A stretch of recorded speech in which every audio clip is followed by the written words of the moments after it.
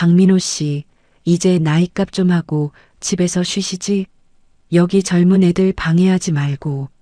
사람들이 다 보는 앞에서 상무는 대놓고 면박을 줬습니다. 30년 경력의 개발자에게 케이블이나 정리하라고 했습니다. 그리고 5일 뒤 그 상무는 전화기를 붙잡고 울먹이며 말했습니다. 박 선생님, 제발 한 번만 와주십시오. 아무도 못 고칩니다. 600만 고객의 개인정보가 털리기 직전이었습니다. 해커들은 이미 서버 안까지 들어와 있었고 아무도 막을 수 없었습니다. 그리고 쫓겨난 그 노인이 돌아왔을 때 단 10분 만에 벌어진 일은 모두의 입을 다물게 만들었습니다. 사연 시작 전에 구독과 좋아요를 눌러주시고 어디에서 듣고 계신지 댓글 남겨주시면 그곳으로 건강과 행복이 가득하길 기원하겠습니다.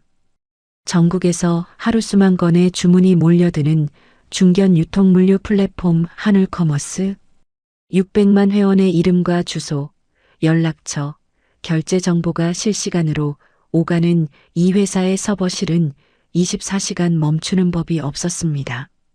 임직원 500명 규모의 탄탄한 중견기업으로 업계에서는 물류 시스템 하나만큼은 대기업 못지않다는 평가를 받고 있었죠.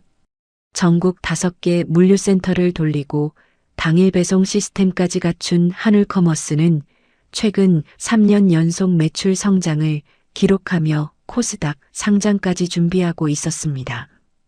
그런데 이 회사 사람들 중 아무도 모르는 사실이 하나 있었습니다. 지금 이 순간에도 600만 회원의 개인정보를 지켜내고 있는 핵심 보안 시스템이 20년 전 한 외주 개발팀의 손에서 만들어졌다는 겁니다. 주문이 들어올 때마다 결제 정보를 암호화하고 배송지 데이터를 안전하게 전송하며 외부 해킹 시도를 막아내는 그 보안 엔진. 하늘커머스의 심장이라고 해도 과언이 아닌 그 시스템을 설계한 장본인이 지금 이 건물 지하 1층 보안실에서 낡은 점검표를 들고 서버 케이블을 정리하고 있었으니까요. 박민호, 올해 63. 국내 보안 소프트웨어 업계가 막 태동하던 시절부터 현장을 누빈 1세대 개발자였습니다. 대학 졸업 후 작은 보안 솔루션 회사에 입사해서 남들이 밤새 술 마실 때 혼자 서버실에 남아 코드를 짰던 사람입니다. 30대 중반에는 이미 업계에서 알아주는 실력자가 되었고 40대에는 굵직한 기업들의 보안 시스템을 설계하는 외주 전문 개발팀을 이끌었습니다. 금융권, 유통, 물류, 공공기관까지 박민호의 팀이 손대지 않은 분야가 없을 정도였죠. 하늘커머스의 보안 시스템도 바로 그 시절 박민호의 팀이 만든 작품이었습니다. 하지만 세월은 누구에게나 공평한 법이니까요. 60세가 되던 해 박민호는 마지막으로 몸담았던 회사에서 조용히 정년퇴직했습니다. 퇴직금을 받아들고 집으로 돌아오던 날 아내 순영 씨가 현관문을 열며 말했습니다. 이제 좀 쉬어요. 손자도 봐주고 당신 그 허리도 좀 챙기고. 박민호는 고개를 끄덕였지만 마음 한쪽이 허전했습니다. 매일 아침 눈을 뜨면 갈 곳이 있었는데 그게 하루아침에 사라지니 하루가 너무 길었습니다. 손자를 봐주는 것도 좋았고 아내와 산책을 다니는 것도 나쁘지 않았지만 손끝이 근질거리는 건 어쩔 수가 없었습니다. 밤마다 서버실의 팬 소리가 귓가에 맴도는 것만 같았거든요. 그러던 어느 날 인터넷에서 하늘커머스의 채용 공고를 발견했습니다. 계약직 보안실 점검 보조. 박민호의 눈이 멈춘 건 회사 이름 때문이었습니다. 하늘커머스.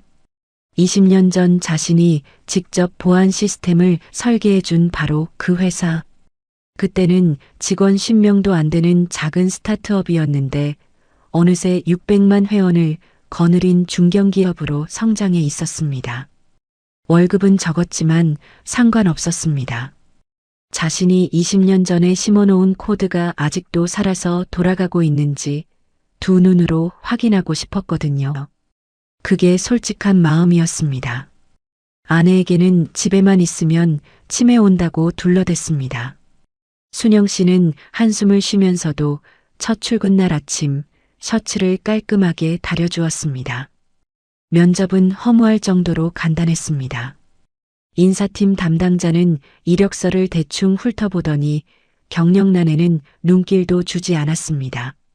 서버실 장비 상태 점검하고 케이블 정리하고 이상 있으면 보고하시면 됩니다. 다음 주 월요일부터 나오세요. 박민호의 30년 경력 따위에는 관심도 없었습니다. 그냥 최저시급에 일할 사람 하나가 필요했을 뿐이니까요. 출근 첫날 보안실 문을 열고 들어서는 순간 박민호의 가슴이 두근거렸습니다. 서버렉에서 나오는 미세한 팬 소리, 초록색 LED가 일정한 리듬으로 깜빡이는 풍경, 냉각 장치에서 흘러나오는 차가운 바람. 20년 전 이 시스템의 청사진을 그리던 날 밤이 떠올랐습니다.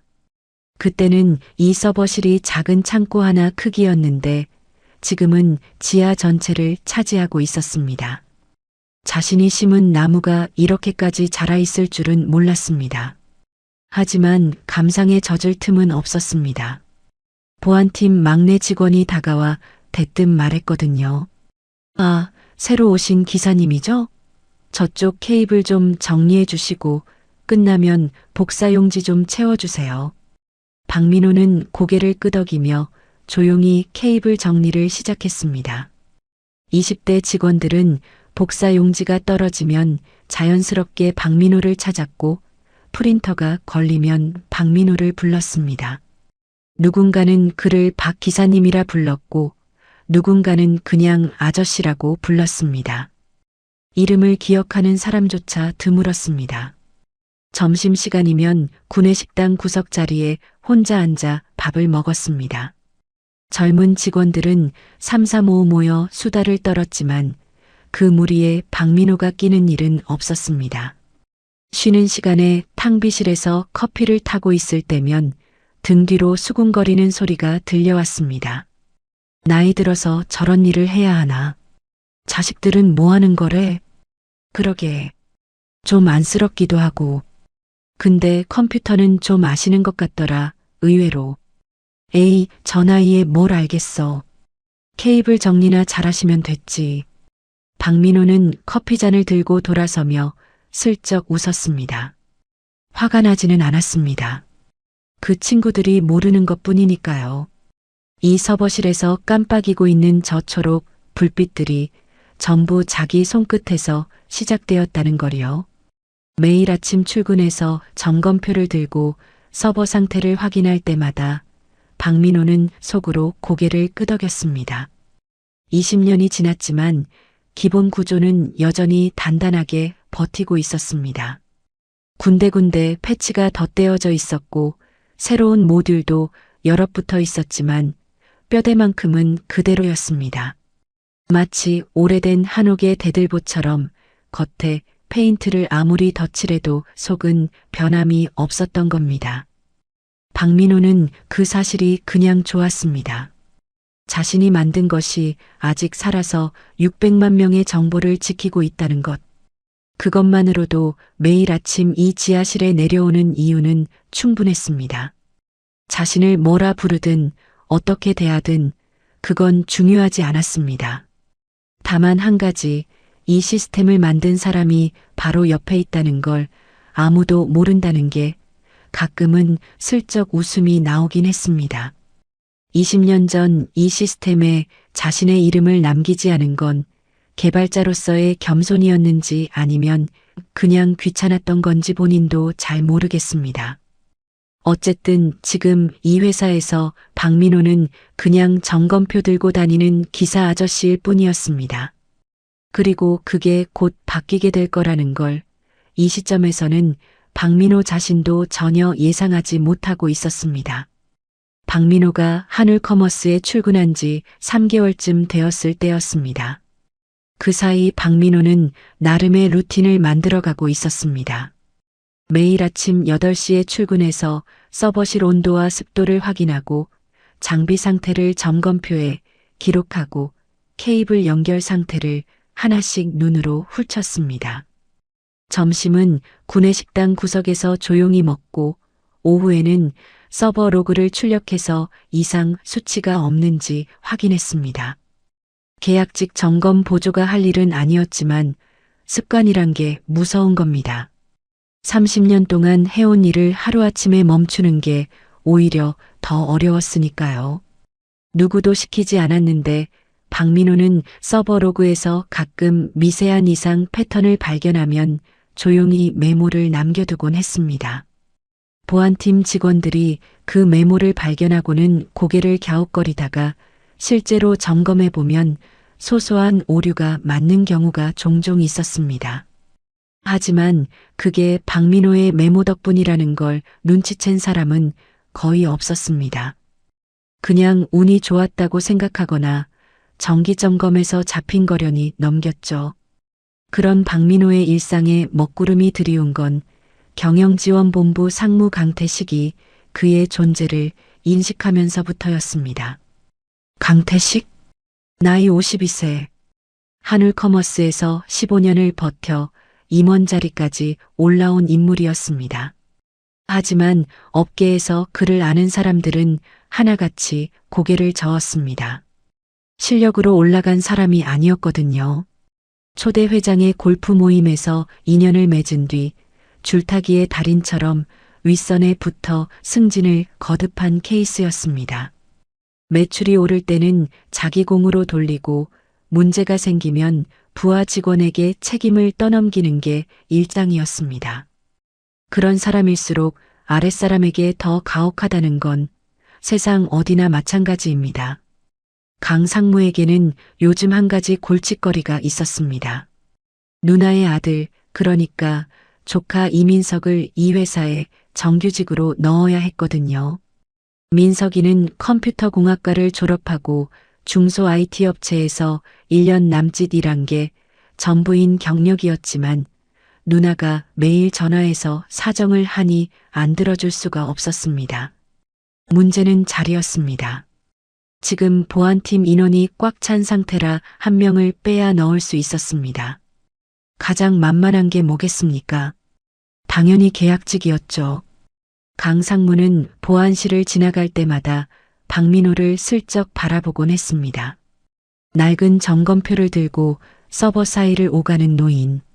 뭘 하는 건지도 모르겠고 저 나이에 여기서 뭘 하겠다는 건지 이해가 안 됐습니다. 인건비만 축내는 자리라고 판단했습니다. 저 한 자리만 빼면 민석이를 넣을 수 있는데 라는 계산이 머릿속에서 점점 구체화되어 가고 있었습니다. 그리고 그 계산이 행동으로 옮겨진 건 어느 수요일 오후였습니다. 보안팀과 IT 지원팀 합동회의가 막 끝나고 직원 20여 명이 자리로 돌아가고 있었습니다. 박민호도 회의실 한쪽에서 점검 보고를 위해 서 있었습니다. 그때 강 상무가 느닷없이 박민호를 향해 큰 소리로 말했습니다. 일부러 모두가 들으라는 듯 목소리에 힘을 주면서요. 박민호 씨. 박민호가 고개를 들었습니다. 이제 나이값 좀 하고 집에서 쉬시지. 여기 젊은 애들 방해하지 말고. 회의실이 순간 조용해졌습니다. 돌아가던 직원들의 발걸음이 멈췄습니다. 강 상무는 거기서 그치지 않았습니다. 솔직히 물어볼게요. 박민호 씨가 여기서 뭘 할 줄 아세요? 지금 케이블 정리? 그거 알바생 시켜도 됩니다. 회사도 요즘 인건비 줄여야 하는데 쉽게 말해서 자리가 없어요. 말투는 정중한 척했지만 내용은 칼날 같았습니다. 사람들 앞에서 대놓고 당신은 쓸모없다고 선언한 거나 다름없었습니다. 몇몇 직원들이 민망한 듯 고개를 숙였습니다. 보안팀 막내가 입술을 깨물며 발끝만 내려다봤습니다. 총무팀 서재현 과장은 주먹을 꽉 쥐었지만 상무 앞에서 대들 수는 없는 노릇이었습니다. 박민호는 손에 들고 있던 점검표를 천천히 내려다보았습니다. 3개월 동안 빼곡히 적어온 점검 기록들이 눈에 들어왔습니다. 그리고 천천히 고개를 들어 강상무를 바라보았습니다. 화난 기색이 없었습니다. 당황한 기색도 없었습니다. 그냥 조용히, 아주 조용히 웃었습니다. 마치 이런 일을 한두 번 겪어본 게 아니라는 듯이 아무 말도 하지 않았습니다. 한마디도요. 그 침묵이 오히려 회의실을 더 무겁게 눌렀습니다. 강상무는 살짝 불편한 기색을 비쳤지만 코웃음을 치며 돌아섰습니다. 자기가 이겼다고 생각한 겁니다. 회의실을 나서는 박민호의 뒤를 서재현 과장이 따라왔습니다. 복도에서 조심스럽게 말을 걸었습니다. 박 기사님 괜찮으세요? 상무가 원래 저래요. 너무 신경 쓰지 마세요. 박민호는 걸음을 멈추고 서재현을 돌아보았습니다. 괜찮아요, 서 과장. 신경 써줘서 고맙습니다. 그리고 아주 낮은 목소리로 덧붙였습니다. 혼잣말처럼. 다만 사람을 너무 쉽게 보면 나중에 대가를 치르는 법이에요. 그건 나이를 먹어봐야 아는 거지만. 서재현은 그 말의 무게를 그 순간에는 제대로 이해하지 못했습니다. 나중에야 그 한마디가 예언이었다는 걸 깨달았지만 그건 한참 뒤의 일이었습니다. 그날 저녁집에 돌아온 박민호는 평소처럼 아내가 차려준 저녁을 먹고 손자와 잠깐 놀아주었습니다. 거실 소파에 앉아 뉴스를 보는데 아내 순영 씨가 옆에 앉으며 물었습니다. 회사에서 무슨 일 있었어요? 표정이 좀 그래. 아니, 별일 없어. 박민호는 웃으며 대답했지만 순영 씨는 30년 넘게 같이 산 남편의 표정을 못 읽을 사람이 아니었습니다. 하지만 더 캐묻지는 않았습니다. 이 사람이 스스로 말할 때까지 기다려주는 게 오랜 세월 함께하며 터득한 방법이었으니까요. 강상무의 말이 귓가에 맴돌긴 했습니다. 하지만 분노보다는 씁쓸함에 가까웠습니다. 30년을 이 업계에서 보내며 수많은 시스템을 설계하고 밤을 새워 코드를 짜고 해킹을 막아내며 살았습니다. 그런 세월이 나이값 좀 하고 집에서 쉬시지라는 한마디로 부정당하는 기분.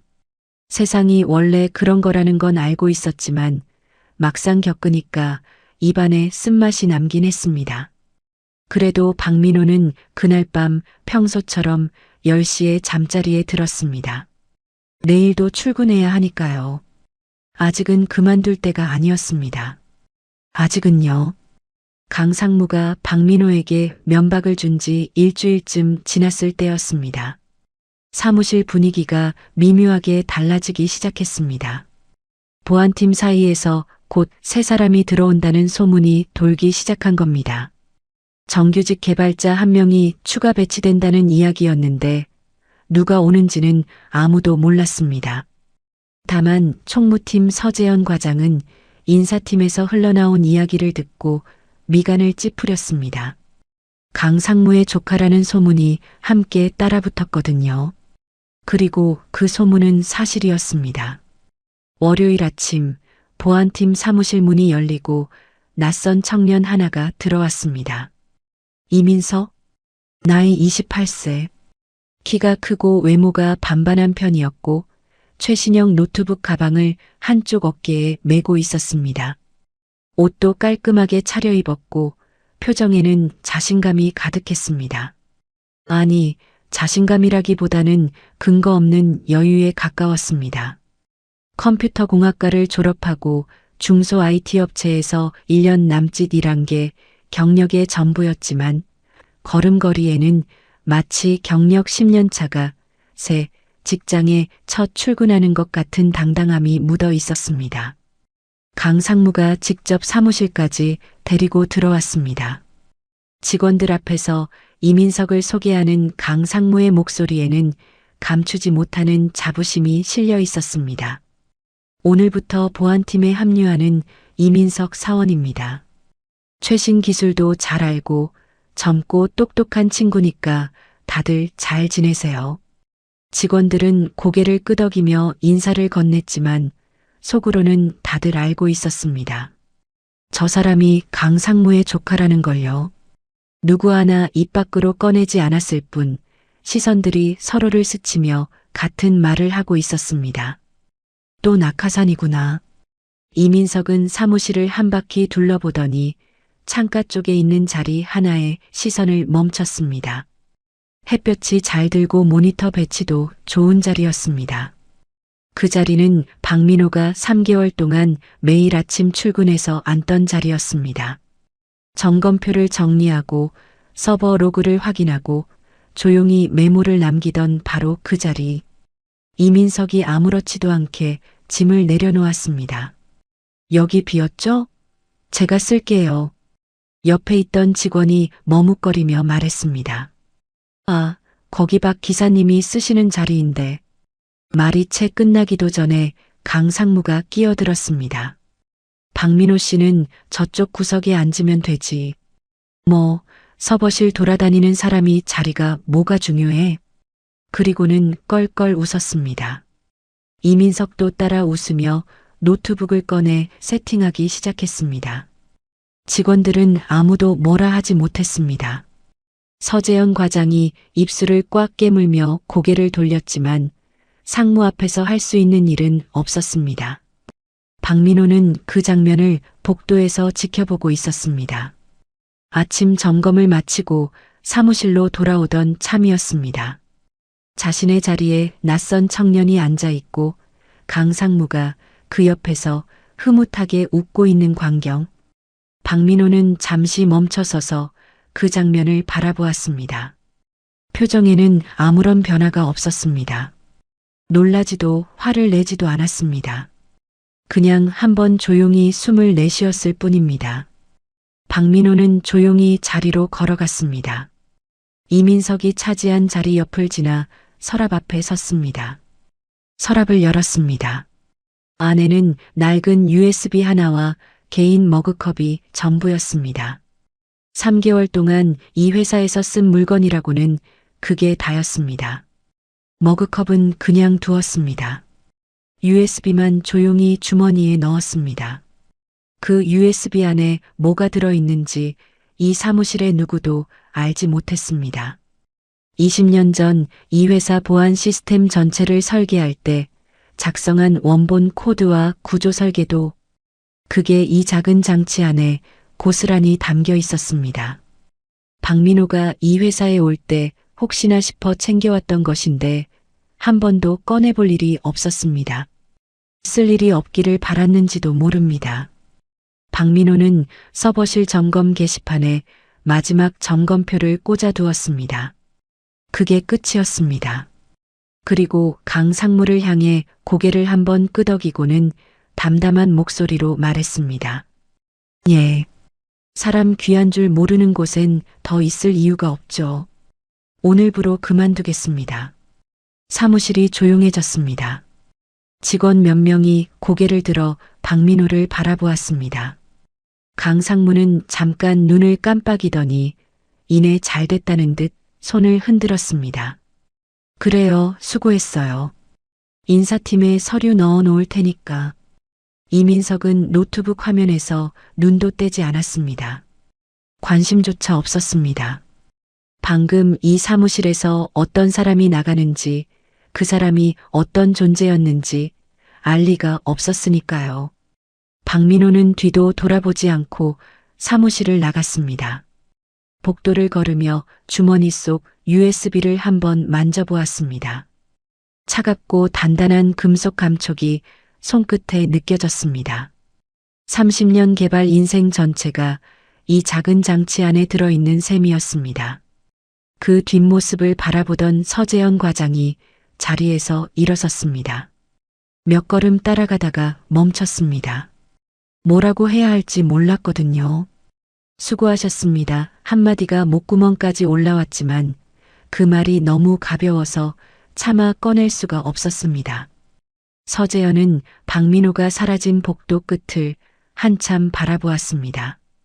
20년 전 신입 시절 서버실에서 마주쳤던 외주 개발팀의 모습이 어렴풋이 스쳐 지나갔습니다. 그때 팀을 이끌던 사람의 얼굴이 방금 나간 그 노인과 겹쳤다 사라졌습니다. 아직은 확신이 없었습니다. 기억이 너무 오래되었으니까요. 하지만 가슴 한쪽이 싸하게 내려앉는 건 어쩔 수 없었습니다. 뭔가 크게 잘못되고 있다는 설명할 수 없는 불안감이었습니다. 한편 강상무는 기분이 좋았습니다. 골칫거리가 알아서 나갔으니 인사팀에 별도로 해고 통보를 할 필요도 없었습니다. 민석이는 정규직으로 무사히 자리를 잡았고 보안팀 인건비도 한 자리 줄었으니 윗선에 보고하기도 좋았습니다. 모든 게 계획대로였습니다. 적어도 강상무 본인은 그렇게 생각했습니다. 자신이 방금 무엇을 내보냈는지, 그 빈자리가 얼마나 거대한 구멍인지, 그 구멍이 곧 이 회사 전체를 삼키게 될 거라는 사실을 강태식은 아직 상상조차 하지 못하고 있었습니다. 박민호가 떠난 지 5일이 지났습니다. 월요일에 나간 사람의 빈자리는 금요일이 되기도 전에 잊혀졌습니다. 아니, 정확히 말하면 잊혀진 게 아니라 처음부터 기억할 사람이 거의 없었던 겁니다. 보안실 서버 사이를 오가던 노인이 사라졌다는 걸 인지한 직원은 손에 꼽을 정도였습니다. 점검표가 더 이상 업데이트되지 않는다는 걸 눈치챈 사람도, 서버 로그에 남겨지던 메모가 끊겼다는 걸 아는 사람도 없었습니다. 박민호가 마지막으로 꽂아두고 간 점검표만 게시판에 홀로 남아 있었습니다. 유일하게 그 부재를 느낀 건 총무팀 서재현 과장뿐이었습니다. 매일 아침 8시면 어김없이 보안실로 내려가던 그 단정한 뒷모습이 보이지 않으니 괜히 복도를 한 번 더 돌아보게 되었습니다. 하지만 서재현도 거기까지였습니다. 이미 떠난 사람을 붙잡을 수는 없는 노릇이니까요. 그 빈자리를 채운 건 이민석의 자신감이었습니다. 입사 첫 주부터 이민석은 존재감을 드러내려 했습니다. 삼촌 덕에 들어왔다는 소리를 듣기 싫었는지, 아니면 정말 자신이 뛰어나다고 믿었는지 이민석은 보안 시스템 코드를 들여다보기 시작했습니다. 다른 신입이라면 먼저 선배들에게 시스템 구조를 물어보고 문서를 읽고 천천히 파악하는 게 순서였겠지만 이민석은 그런 절차가 필요 없다고 생각하는 타입이었습니다. 대학에서 배운 최신 이론이면 충분하다고 믿었으니까요. 보안 서버에 접속해서 코드를 하나씩 살펴보던 이민석의 눈에 뭔가가 걸렸습니다. 시스템 깊숙한 곳에 자리 잡고 있는 오래된 인증 모듈 하나. 코드 스타일이 지금과는 완전히 달랐습니다. 주석도 거의 없고 변수명도 낯설고 구조도 요즘 교과서에서 배우는 방식과는 전혀 맞지 않았습니다. 이민석이 보기에 그건 누가 봐도 20년 전 유물이었습니다. 하지만 이민석이 모르는 게 있었습니다. 그 코드가 왜 20년 동안 한 번도 교체되지 않았는지, 왜 그 위에 새로운 모듈들이 덧붙여질 때마다 아무도 그 코드만큼은 건드리지 않았는지, 그 이유를 이민석은 단 한 번도 생각해 보지 않았습니다. 오래됐으니까 구식일 거라고, 구식이니까 바꿔야 한다고, 그게 이민석의 전부인 논리였습니다. 정상적인 절차라면 보안팀장에게 먼저 보고하고 팀 내부에서 검토를 거치고 영향 범위를 파악한 뒤에야 수정 여부를 논의하는 게 맞았습니다. 보안 시스템의 코어 모듈을 손대는 건 아무리 사소한 변경이라도 팀장 승인과 테스트 환경에서의 검증이 필수인 가장 민감한 작업이었으니까요. 하지만 이민석은 보안팀장을 찾아가지 않았습니다. 대신 삼촌인 강상무에게 직접 갔습니다. 팀장에게 먼저 보고하면 신입이 뭘 안다고라는 소리를 들을 게 뻔했거든요. 삼촌한테 가면 간단했습니다. 삼촌이 좋다고 하면 누가 뭐라 하겠습니까? 상무가 승인한 건데요. 그게 이민석의 계산이었습니다. 절차보다 빠른 길을 택한 겁니다. 그리고 그 선택이 모든 것의 시작이 되었습니다. 사무실 소파에 앉아 커피를 마시고 있던 강상무에게 이민석이 노트북 화면을 보여주며 말했습니다. 삼촌, 여기 보시면 완전 구식 인증 모듈이 하나 있는데요. 코드 스타일이 너무 옛날 방식이에요. 제가 최신 프레임워크로 업그레이드하면 성능이 확실히 좋아질 겁니다. 보안 업계에서도 요즘 이런 구조는 쓰지 않거든요. 강상무는 코드 따위에는 관심이 없었습니다. 화면에 뭐가 떠 있는지 이해하지도 못했습니다. 하지만 조카가 입사 첫 주부터 성과를 내겠다고 나서니 기분이 좋았습니다. 이게 바로 젊은 감각이라고, 자기가 민석이를 데려온 판단이 옳았다고 확인받는 기분이었습니다. 그래, 역시 우리 민석이야. 그런 걸 볼 줄 알아야지. 어디 한번 해봐. 팀장님한테 먼저 얘기해야 하지 않을까요? 이민석이 형식적으로 물었지만 강상무는 손을 저었습니다. 내가 상무야, 팀장이야? 내가 됐다면 된 거지. 빨리 해. 승인을 받은 이민석은 의욕적으로 작업에 착수했습니다. 보안팀 선임 개발자 옆을 지나칠 때 그 선임이 이민석의 화면을 흘깃 보더니 말했습니다. 그거 건드리는 거야? 그 모듈은 좀. 상무님한테 승인 받았습니다. 이민석이 잘라 말했습니다. 선임은 입을 다물었습니다. 상무가 승인했다는데 더 뭐라 할 수가 없었거든요. 이게 낙하산의 힘이었습니다. 실력이 아니라 뒷배경으로 절차를 건너뛰는 것. 그리고 그 건너뛴 절차가 어떤 결과를 불러올지 이 사무실의 누구도 예상하지 못했습니다. 이민석은 기존 인증 모듈 옆에 자신이 새로 짠 코드를 붙이고 두 구조를 연동하는 작업을 시작했습니다. 대학 졸업 프로젝트에서 비슷한 걸 해본 적이 있으니 자신 있었습니다. 키보드를 두드리는 손놀림에는 거침이 없었습니다. 문제는 그 다음이었습니다. 새 코드와 기존 모듈을 연결하는 지점을 손대는 순간 화면에 경고 메시지가 하나 떴습니다. 이민석은 대수롭지 않게 무시하고 작업을 계속했습니다. 경고가 2개가 되고 3개가 되었습니다. 화면 구석에서 빨간 알림이 깜빡이기 시작했지만 이민석은 원래 이런 게 좀 뜨는 거라고 생각했습니다. 경험이 없으니 그게 무슨 의미인지 알 수가 없었던 겁니다. 그리고 4번째 경고가 뜨는 순간 이민석의 모니터가 검은 화면으로 바뀌었습니다. 모니터들이 하나둘 꺼지기 시작했습니다. 주문 처리 시스템이 멈췄습니다. 결제 서버가 응답을 중단했습니다. 배송 추적 시스템의 화면이 사라졌습니다. 전국 5개 물류센터에서 동시에 오류 보고가 올라왔습니다. 고객센터 전화가 폭주하기 시작했습니다. 시간당 수천 건씩 들어오던 주문이 0건으로 뚝 끊겼습니다. 이민석이 건드린 그 모듈은 단순한 인증 모듈이 아니었습니다. 한울커머스 전체 보안 구조의 중심축이었습니다. 모든 서버가 서로를 신뢰하고 데이터를 주고받기 위해 반드시 거쳐야 하는 핵심 연결고리. 20년 전 박민호가 설계할 때 일부러 시스템의 가장 깊은 곳에 심어놓은 뿌리 같은 존재였습니다. 나무의 가지를 자르면 가지만 죽지만 뿌리를 흔들면 나무 전체가 쓰러집니다. 지금 이민석이 한 일이 바로 그것이었습니다. 이민석은 당황해서 되돌리려 했습니다. 하지만 이미 건드려서는 안 될 것을 건드린 뒤였습니다. 되돌리기 명령을 입력할수록 오류는 더 깊어졌고 시스템은 더 빠르게 망가져갔습니다. 마치 실을 잘못 당기면 옷 전체가 풀려버리는 것처럼 한 곳을 건드리자 연결된 모든 곳이 무너지고 있었습니다.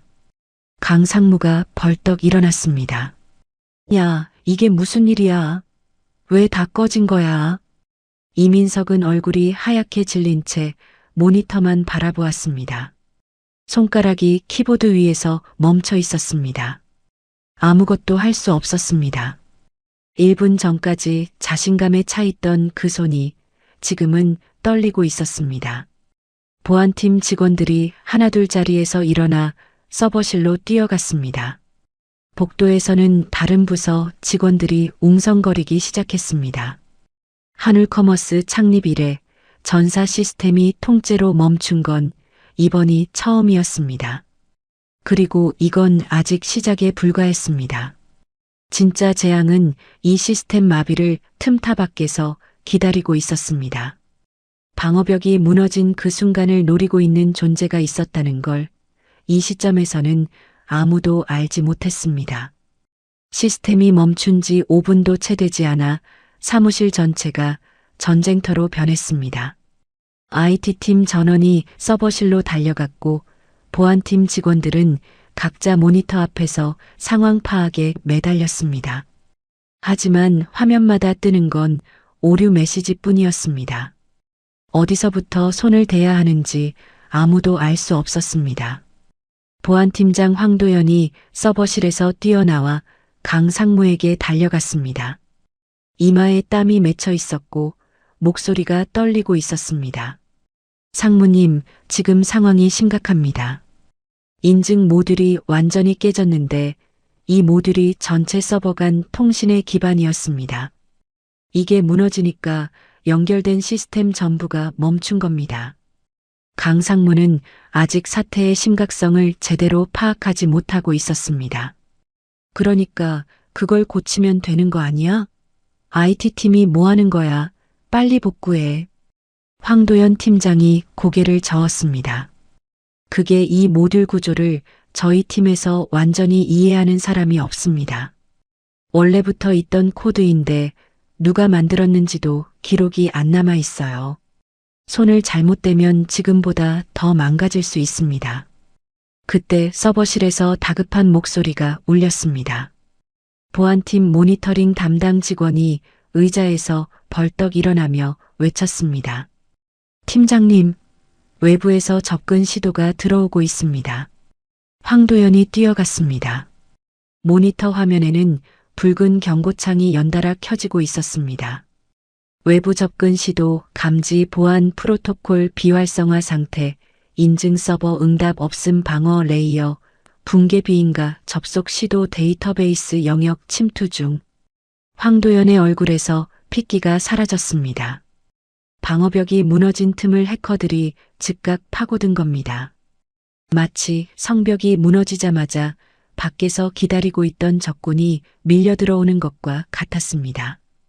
보안 시스템이 정상이었다면 자동으로 차단했을 접근 시도들이 지금은 아무런 제지 없이 서버 안쪽으로 밀려들고 있었습니다. 황도연이 떨리는 목소리로 외쳤습니다. 회원 600만 명 개인정보 서버가 뚫리고 있습니다. 이름, 주소, 전화번호, 결제 정보까지 전부 유출될 수 있습니다. 지금 당장 막지 않으면 걷잡을 수 없습니다. 사무실이 얼어붙었습니다. 강상무의 얼굴이 창백하게 변했습니다. 옆에 서 있던 이민석은 자기가 무슨 일을 저질렀는지 그제야 깨달은 듯 입을 벌린 채 아무 말도 하지 못했습니다. 회의실 한쪽에 있던 CFO 박재원이 자리에서 일어나 전화기를 들었습니다. 법무팀장도 급히 자리를 떴습니다. 개인정보 유출. 그 6글자가 사무실 안에 떠돌았습니다. 이 건물 안에 있는 모든 사람이 그 단어의 무게를 알고 있었습니다. 뉴스에서 수도 없이 봐왔으니까요.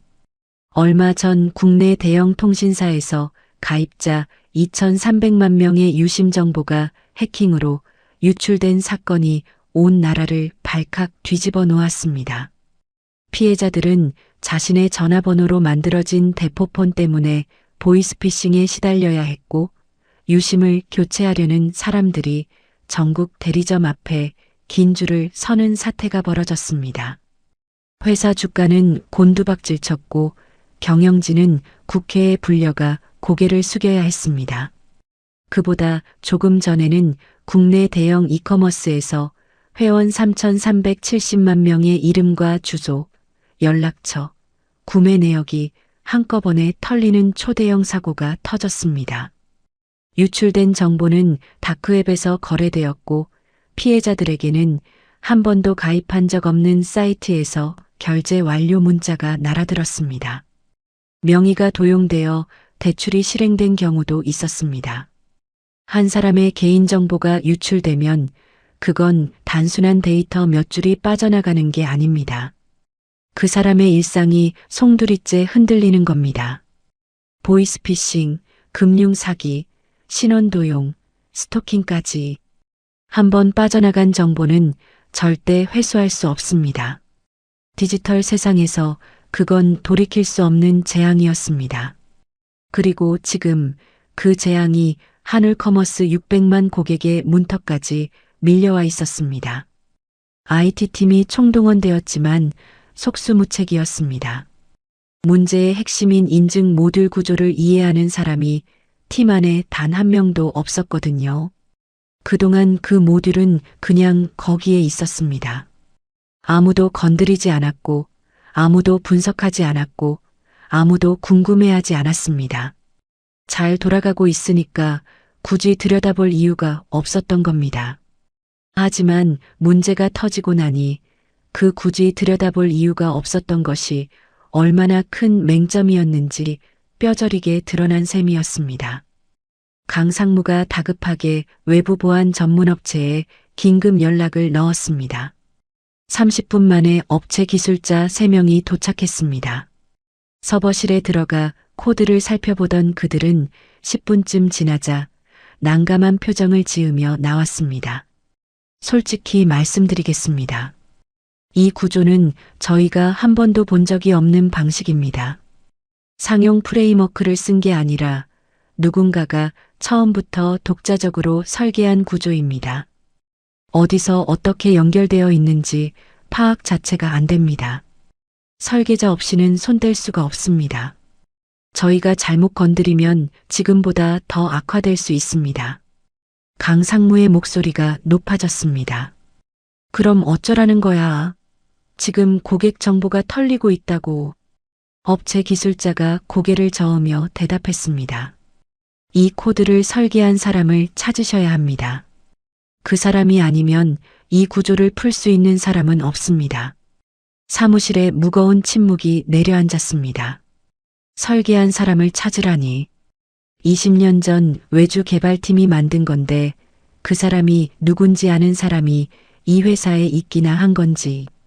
모두가 서로의 얼굴만 바라보며 아무 말도 하지 못했습니다. 그때 구석에서 조용히 듣고만 있던 서재현 과장이 자리에서 벌떡 일어났습니다. 얼굴이 하얗게 질려 있었습니다. 며칠 전부터 가슴 한쪽을 짓누르던 그 불안감의 정체가 이 순간 퍼즐 조각 맞추듯 하나로 이어진 겁니다. 잠깐만요. 모두의 시선이 서재현에게 쏠렸습니다. 저 코드 20년 전 외주 개발팀이 짠 겁니다. 서재현의 목소리가 떨리고 있었습니다. 제가 신입 때 그 팀이 마무리 작업하는 걸 봤습니다. 서버실에서 몇 주 동안 밤새 작업하던 사람들이 있었어요. 그리고 그 팀을 이끌던 사람이. 서재현은 침을 한번 삼키고 말을 이었습니다. 박 기사님이었습니다. 박민호 기사님이 그 팀 핵심 설계자였어요. 그분 아니면 누구도 이 구조는 모릅니다. 사무실 전체가 멈췄습니다. 숨소리조차 들리지 않았습니다. 강 상무가 천천히 고개를 돌렸습니다. 얼굴에 믿을 수 없다는 표정이 떠올랐습니다. 박민호 씨가? 그 케이블 정리하던 노인네가? 서재현이 단호하게 고개를 끄덕였습니다. 네.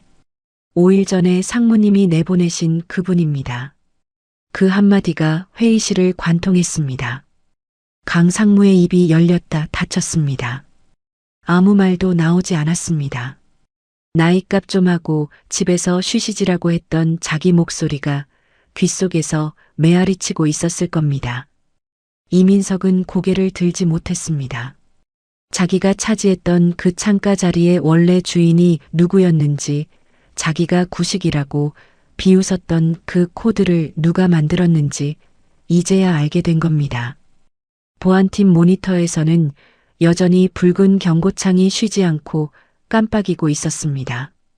해킹 시도는 점점 더 공격적으로 변하고 있었고 600만 고객의 개인정보가 흘러나가기까지 남은 시간은 점점 줄어들고 있었습니다. 시계가 째깍거렸습니다. 그리고 이 건물 안에서 이 사태를 해결할 수 있는 사람은 단 한 명도 없었습니다. 그 사람은 5일 전 이 회사 정문을 나서며 뒤도 돌아보지 않았으니까요. 강상무의 손이 떨리고 있었습니다. 주머니에서 핸드폰을 꺼내 박민호의 번호를 찾으려 했지만 당연히 저장되어 있을 리가 없었습니다. 3개월 동안 같은 건물에서 일했지만 강태식은 박민호의 연락처를 한 번도 저장한 적이 없었습니다. 저장할 이유가 없었으니까요. 케이블 정리하는 계약직 노인의 번호를 왜 저장하겠습니까? 인사팀, 박민호 씨 연락처 당장 찾아. 강상무가 소리쳤습니다. 인사팀 직원이 허둥지둥 인사 시스템을 뒤졌습니다. 퇴직 처리가 된 지 5일밖에 안 됐으니 기록은 남아 있었습니다. 연락처를 받아든 강상무는 즉시 전화를 걸었습니다. 신호음이 1번, 2번, 3번 울렸습니다. 강상무의 이마에서 땀이 흘러내렸습니다. 4번, 5번.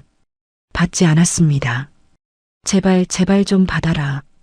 강상무가 중얼거렸습니다. 주변에 있던 직원들은 난생 처음 보는 광경이었습니다.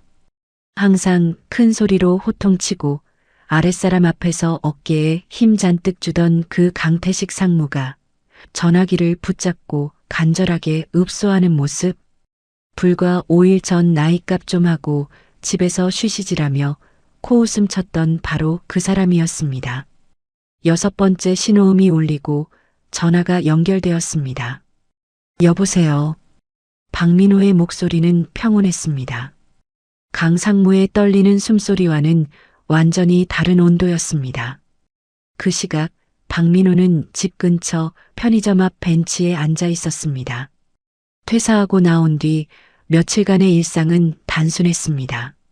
아침에 일어나 산책을 하고 점심을 먹고 오후에는 편의점에서 캔커피 하나 사서 벤치에 앉아 멍하니 지나가는 사람들을 바라보았습니다. 30년 동안 서버실에서 보내던 오후가 이제는 이렇게 바뀐 겁니다. 허전하지 않다고 하면 거짓말이었지만 그렇다고 돌아가고 싶다는 생각은 들지 않았습니다. 사람 귀한 줄 모르는 곳에 미련을 둘 필요는 없으니까요. 캔커피 뚜껑을 막 따려던 참에 모르는 번호로 전화가 왔습니다. 보통이라면 안 받았겠지만 왠지 모르게 손이 갔습니다. 전화를 받자마자 들려온 건 다급하고 떨리는 목소리였습니다. 박민호 씨, 아니, 박 선생님, 저 강태식입니다. 박민호는 캔커피를 무릎 위에 올려놓으며 조용히 들었습니다. 제발 한 번만 와주십시오. 죄송합니다. 제가 정말 잘못했습니다. 지금 회사 시스템이 전부 멈췄고 해킹까지 들어오고 있습니다. 고객 정보가 유출될 위기입니다. 아무도 못 고칩니다. 선생님 아니면 안 됩니다. 제발이요. 한숨에 쏟아내는 말이었습니다. 5일 전 박민호를 내보낼 때의 그 여유롭고 거만했던 말투는 온데간데 없었습니다. 목소리가 갈라지고 숨이 차 있었습니다. 강태식이라는 사람의 본질이 그대로 드러나는 순간이었습니다. 위기 앞에서 권위는 종이처럼 찢어지고 남는 건 두려움뿐이라는 것. 박민호는 잠시 말이 없었습니다. 편의점 앞 도로를 지나가는 버스가 한 대 지나갔습니다. 바람이 한번 불었습니다. 캔커피에서 올라오는 미지근한 김이 공기 속으로 흩어졌습니다. 천천히 입을 열었습니다. 아이고, 저는 며칠 전 나가라고 하셔서 나왔지 않습니까? 강상무의 숨이 멎는 소리가 전화기 너머로 들렸습니다. 지금은 그냥 집에 가는 노인네인데요. 저한테 왜 전화를 하셨어요? 차갑지 않았습니다. 화를 내는 것도 아니었습니다. 그냥 담담하게 사실을 말하는 것뿐이었습니다. 그런데 그 담담함이 오히려 더 날카로웠습니다. 강상무가 5일 전에 했던 말을 한 글자도 바꾸지 않고 그대로 되돌려주는 것이니까요. 나이값 좀 하고 집에서 쉬시지라는 말이 이제는 부메랑이 되어 강태식의 목을 조이고 있었습니다. 전화기 너머로 강상무가 무슨 말인가를 더하려 했지만 제대로 된 문장이 나오지 않았습니다. 울먹이는 건지 당황한 건지 분간이 안 되는 소리만 흘러나왔습니다. 박민호는 조용히 전화를 끊었습니다. 캔커피를 한 모금 마셨습니다. 쓴맛이 입안에 퍼졌습니다. 커피가 써서인지 아니면 다른 이유에서인지 본인도 잘 모르겠다는 듯 그냥 하늘을 한번 올려다보았습니다. 한편 전화를 끊긴 강상무는 핸드폰을 손에 쥔 채 멍하니 서 있었습니다. 주변 직원들이 기대에 찬 눈으로 바라보고 있었지만 결과를 말할 수가 없었습니다. 거절당했다는 걸, 그것도 자기가 했던 말 그대로 되돌려받으며 거절당했다는 걸 차마 입 밖에 꺼낼 수가 없었습니다. 보안팀장 황도연이 다급하게 다가왔습니다. 상무님 연락되셨습니까? 시간이 없습니다. 해킹 시도가 데이터베이스 핵심 영역까지 접근하고 있습니다. 30분 안에 못 막으면 고객 정보가 유출됩니다. 30분. 그 시간이 강상무의 머리 위에 톤 단위의 무게로 내려앉았습니다. 600만 명의 개인정보가 유출되면 그건 회사가 망하는 수준의 사고입니다. 과징금, 집단소송, 주가 폭락, 경영진 사퇴, 코스닥 상장은 물 건너가는 정도가 아니라 회사 존폐 자체가 위태로워집니다. 그리고 이 모든 사태의 출발점에 자기가 있다는 걸 강태식은 뼈저리게 알고 있었습니다. 강상무는 마지막 수단을 택했습니다. 지금까지 절대로 직접 보고하고 싶지 않았던 가장 피하고 싶었던 사람에게 연락하는 것. 한울커머스 회장 최병준이었습니다. 떨리는 손으로 회장 비서실에 전화를 걸었습니다. 상황을 보고하는 강상무의 목소리는 처음부터 끝까지 떨리고 있었습니다. 보고를 받은 회장 최병준은 10초간 침묵했습니다. 그리고 단 한마디만 했습니다. 그분 연락처 나한테 넘겨. 회장이 직접 나섰습니다. 20년 전 외주 계약 당시의 기억이 희미하게 남아 있었는지 아니면 사태의 심각성이 그만큼 크다고 판단한 건지 어쨌든 강태식이 실패한 일을 자기가 직접 하겠다는 뜻이었습니다. 편의점 벤치에서 두 번째 캔커피를 따려던 박민호의 핸드폰이 다시 울렸습니다. 또 모르는 번호였습니다. 여보세요. 박민호 선생님이시죠? 한울커머스 최병준입니다. 회장의 목소리는 강상무와 달랐습니다. 떨리지 않았고 울먹이지도 않았습니다. 대신 분명하고 진중했습니다. 솔직히 말씀드리겠습니다. 저희 회사가 큰 잘못을 저질렀습니다. 선생님을 함부로 대한 것도 선생님이 만드신 것의 가치를 몰라본 것도 전부 저희 잘못입니다. 하지만 지금 600만 고객의 개인정보가 위험합니다. 그분들에게는 아무 잘못이 없습니다. 선생님의 힘이 필요합니다. 부탁드리겠습니다.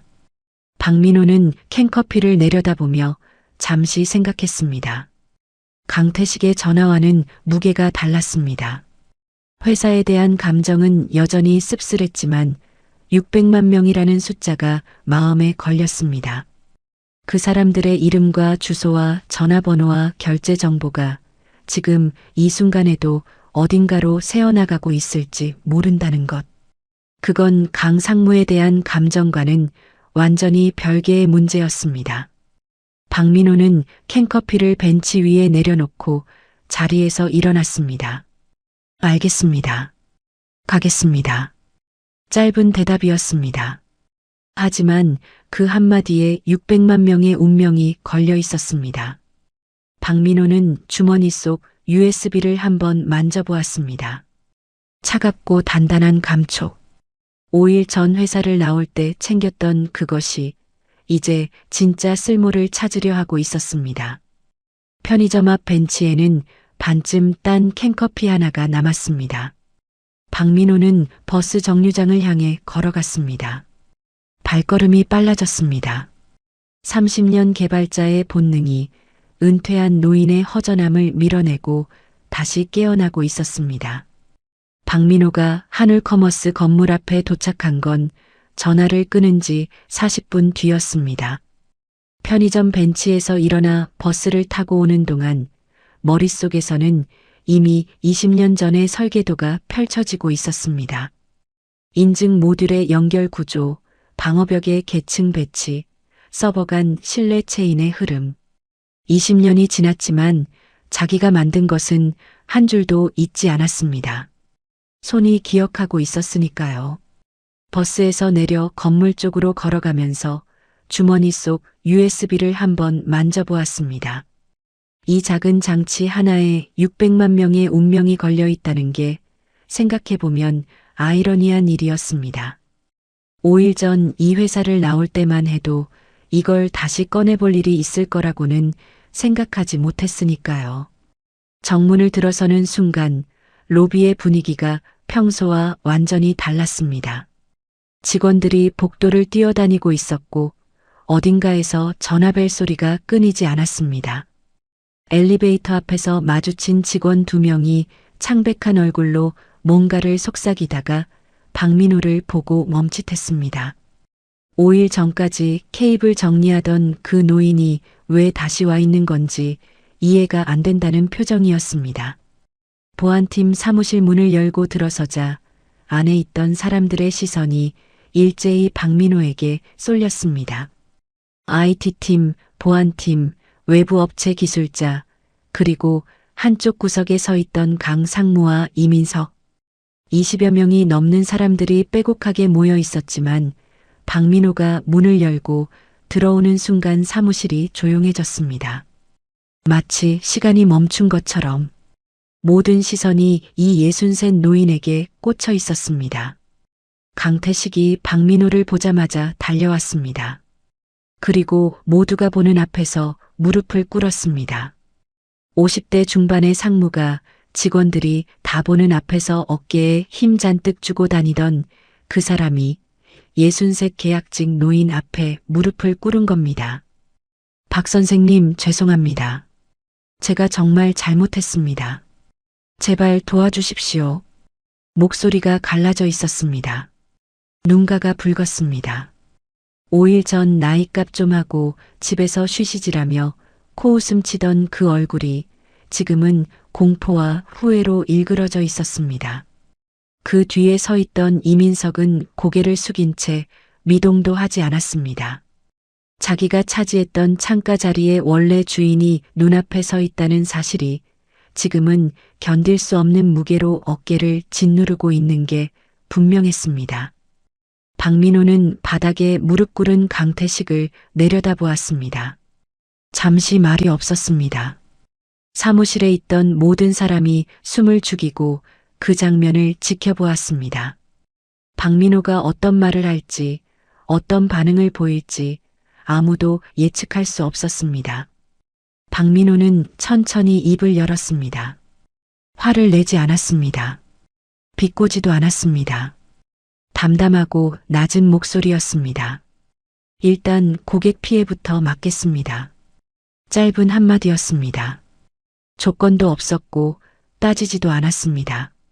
바닥에 무릎 꿇은 강태식을 더 이상 쳐다보지도 않았습니다. 5일 전에 받은 모욕도, 뺏긴 자리도, 등 뒤에서 들려왔던 수군거림도 지금은 그런 것들이 중요하지 않았습니다. 600만 명의 개인정보가 위험에 처해 있다는 것. 그것만이 지금 이 순간 유일하게 중요한 사실이었습니다. 그게 30년을 이 업계에서 살아온 개발자의 우선순위였습니다. 뒤에서 지켜보고 있던 회장 최병준이 조용히 고개를 숙였습니다. 박민호는 상의 주머니에서 낡은 USB를 꺼냈습니다. 5일 전 이 사무실을 나가며 서랍에서 챙겼던 바로 그것. 20년 전 이 회사 보안 시스템 전체를 설계할 때 작성한 원본 코드와 구조 설계도가 담긴 장치였습니다. 사무실에 있던 사람들의 시선이 그 작은 USB에 모였습니다. 저게 뭔데 하는 표정들이었습니다. 박민호는 이민석이 앉아있던 자리에 조용히 앉았습니다. 원래 자기 자리였으니까요. 이민석은 옆으로 비켜서며 고개를 더 깊이 숙였습니다. 노트북을 열고 USB를 꽂았습니다. 화면에 20년 전의 코드가 떠올랐습니다. 그 순간 박민호의 눈빛이 달라졌습니다. 아까까지 편의점 벤치에 앉아 캔커피를 마시던 조용한 노인이 아니었습니다. 키보드 위에 올라간 손가락은 떨림없이 정확했고 화면을 훑는 눈동자는 코드의 흐름을 따라 빠르게 움직였습니다. 30년 경력 개발자의 본능이 완전히 깨어난 겁니다. 먼저 이민석이 건드린 연동 지점의 충돌 구간을 찾아냈습니다. 화면을 보고 있던 보안팀 직원들이 숨을 삼켰습니다. 박민호의 손가락이 움직일 때마다 오류 코드가 하나씩 풀려나갔습니다. 엉킨 실타래를 풀듯 어디를 잡아야 하는지 정확히 알고 있는 사람의 손놀림이었습니다. 외부 업체 기술자 3명은 박민호의 뒤에 서서 화면을 바라보다가 서로 얼굴을 마주보며 고개를 저었습니다. 자기들이 1시간 동안 들여다봐도 파악하지 못했던 구조를 이 노인은 단 몇 초 만에 읽어내고 있었으니까요. 3분 만에 인증 모듈의 원래 구조를 복원했습니다. 5분째에는 방어벽이 다시 올라가기 시작했습니다. 모니터에서 붉은 경고창들이 하나씩 꺼져갔습니다. 7분째에는 해킹 시도가 완전히 차단되었습니다. 외부에서 밀려들던 비인가 접속들이 방어벽에 부딪혀 튕겨져 나갔습니다. 8분째에는 결제 서버가 다시 응답하기 시작했고 전국 5개 물류센터의 시스템이 하나씩 살아났습니다. 10분이 채 되지 않아 모든 시스템이 정상으로 돌아왔습니다. 박민호는 마지막으로 고객 데이터베이스에 접근 로그를 확인했습니다. 한 줄 한 줄 꼼꼼히 훑었습니다. 그리고 자리에서 일어나며 말했습니다. 고객 정보 유출은 없습니다. 단 한 건도요.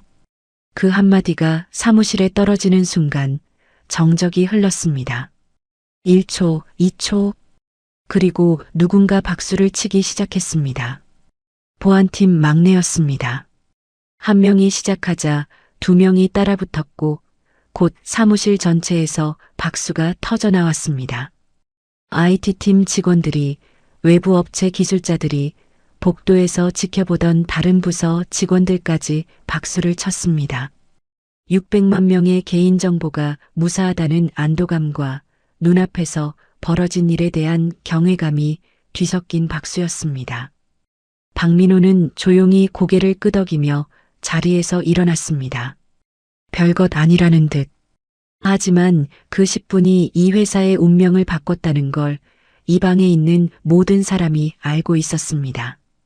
이민석은 그 자리에서 끝내 고개를 들지 못했습니다.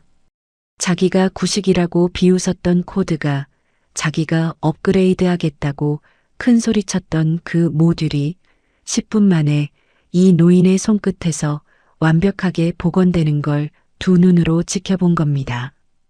대학에서 4년 배우고 회사에서 1년 일한 자신의 경력이 이 사람 앞에서는 아무것도 아니라는 걸 몸으로 느낀 순간이었습니다. 강태식은 구석에 서서 아무 말도 하지 못했습니다.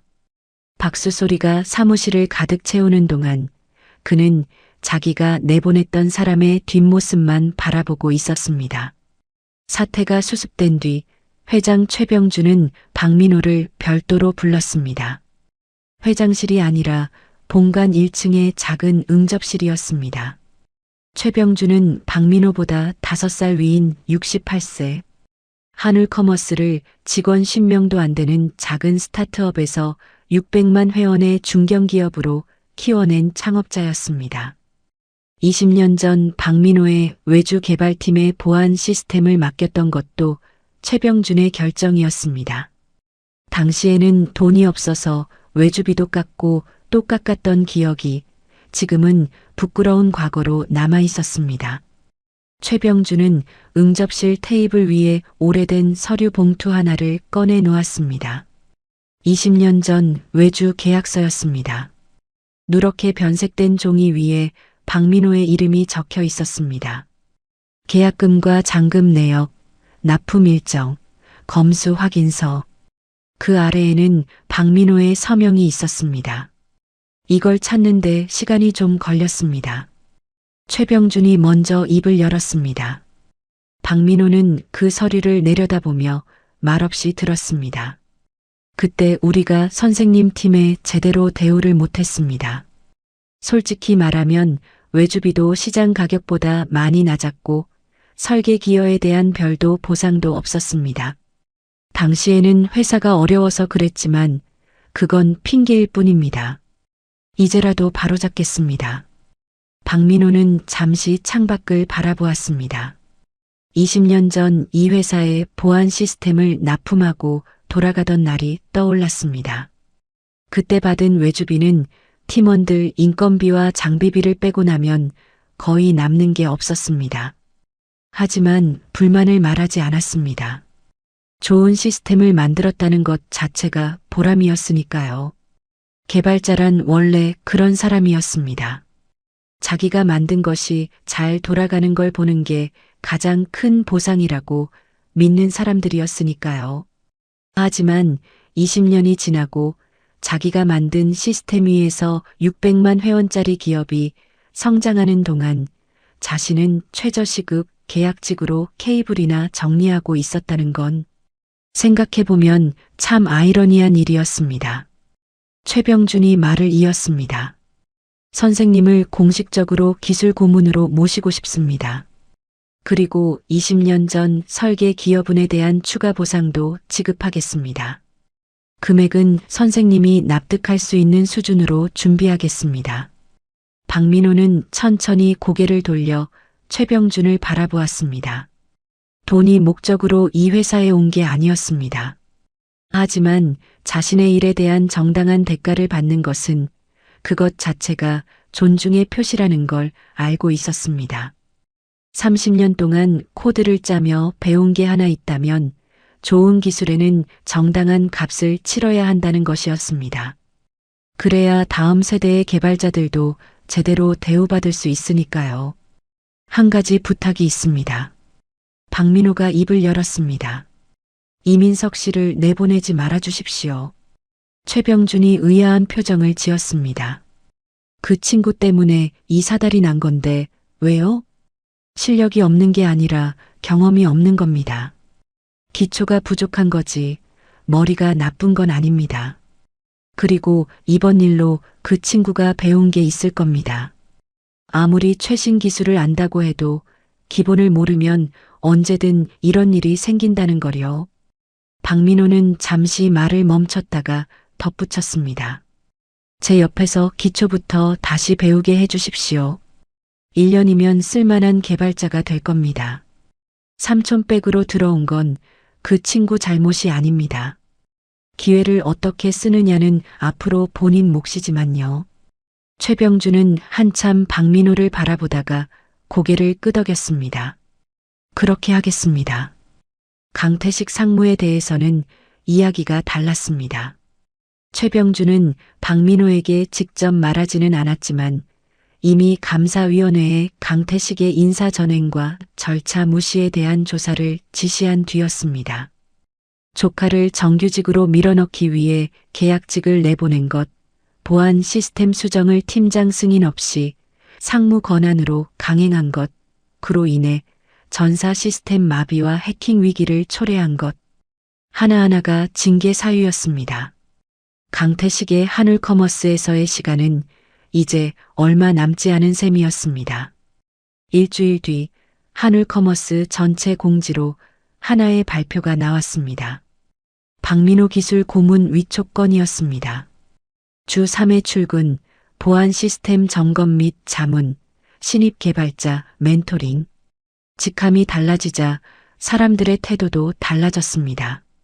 3개월 동안 박 기사님, 아저씨로 불렸던 그 사람을 이제는 박 교수님이라 부르기 시작한 겁니다. 처음에 박민호는 그 호칭이 좀 어색했습니다. 자기는 교수가 아니라 개발자인데 라고 생각했지만 굳이 바로잡지는 않았습니다. 사람들이 편한 대로 부르면 되는 거였습니다. 중요한 건 호칭이 아니라 이 시스템이 앞으로도 안전하게 돌아가는 것이었으니까요. 이민석은 그 다음 날부터 매일 아침 박민호 옆에 앉아 노트와 펜을 들었습니다. 첫날 박민호가 건넨 말은 짧았습니다. 코드를 읽기 전에 먼저 물어봐야 할 게 있습니다. 이 코드를 왜 이렇게 짰을까? 그 왜를 모르면 아무리 최신 기술을 써도 소용없습니다. 이민석은 고개를 끄덕이며 펜을 들었습니다. 삼촌백으로 들어온 낙하산이 아니라 한 명의 개발자로서 다시 시작하는 첫걸음이었습니다. 퇴근 시간이 되어 짐을 챙기는 박민호에게 서재현 과장이 다가와 조심스럽게 물었습니다. 박 교수님, 그때 왜 아무 말씀도 안 하셨어요? 처음부터 이 회사 보안을 만든 분이라는 걸 말씀하셨으면 저런 일은 안 당하셨을 텐데. 박민호는 가방을 들며 슬쩍 웃었습니다. 내가 만들었다고 떠들고 다니는 건 내 스타일이 아니에요, 서 과장. 제대로 된 곳이라면 그런 말 안 해도 사람을 알아보는 법이거든요. 그리고 잠시 말을 멈추었다가 아주 작은 목소리로 덧붙였습니다. 알아봐주는 사람이 한 명은 있었잖아요. 서재현은 그 말에 뭐라 대답해야 할지 몰라서 그냥 웃었습니다. 괜히 코끝이 시큰해지는 건 어쩔 수 없었습니다. 박민호는 정문을 나서며 아내에게 전화를 걸었습니다. 나야. 오늘 저녁은 밖에서 먹을까? 오랜만에 순댓국 어때? 전화기 너머로 순영 씨의 웃음소리가 들렸습니다. 아이고, 무슨 바람이 불었어. 좋아요, 나가요. 박민호는 전화를 끊고 걸음을 옮겼습니다. 5일 전 이 정문을 나설 때와는 다른 걸음이었습니다. 그때는 허탈함을 안고 나갔지만 지금은 등 뒤로 박 교수님, 내일 뵙겠습니다 하는 인사가 들려왔습니다.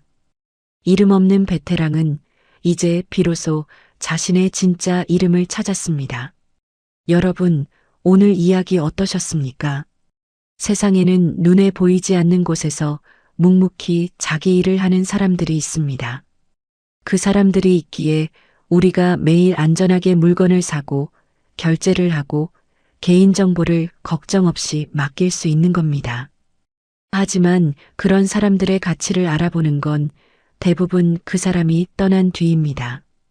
떠나고 나서야 그 자리가 얼마나 컸는지 깨닫게 되죠. 나이가 많다고, 직급이 낮다고, 계약직이라고 사람을 함부로 대하는 곳이 아직도 많습니다.